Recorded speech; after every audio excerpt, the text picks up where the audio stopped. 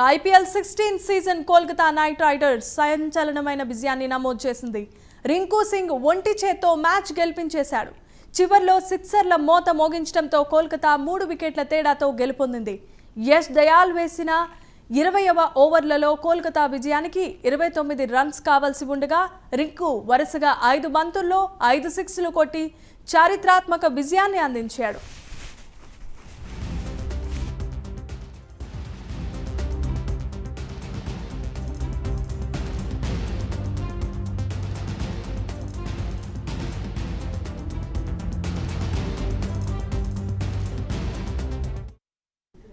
భారీ లక్ష్య ఛేదనలో వెంకటేష్ అయ్యర్ విధ్వంసక బ్యాటింగ్తో చెలరేగిపోయాడు.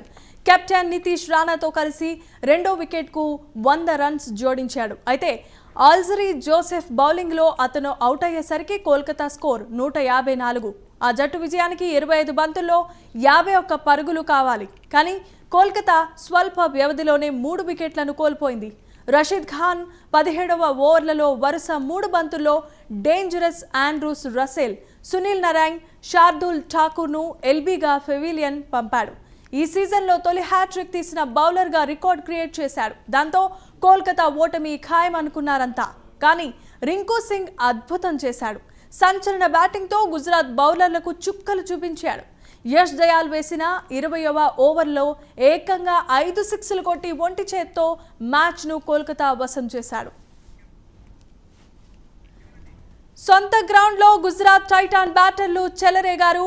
విజయ్ శంకర్, సాయి సుదర్శన్ హాఫ్ సెంచరీ బాదటంతో ఆ జట్టు భారీ స్కోర్ చేసింది.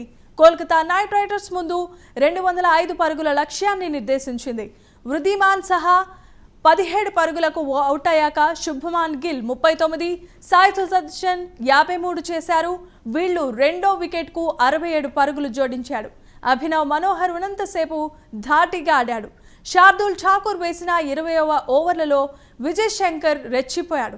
సిక్సర్లతో హాఫ్ సెంచరీ పూర్తి చేసుకున్న అతను హ్యాట్రిక్ సిక్స్లు బాదాడు. 20 పరుగులు రావడంతో గుజరాత్ 204 రన్స్ చేయగలిగింది. కోల్కతా బౌలర్లలో సునీల్ నారాయణ్ 3, శ్రేయాస్ శర్మ 1 వికెట్ తీశారు.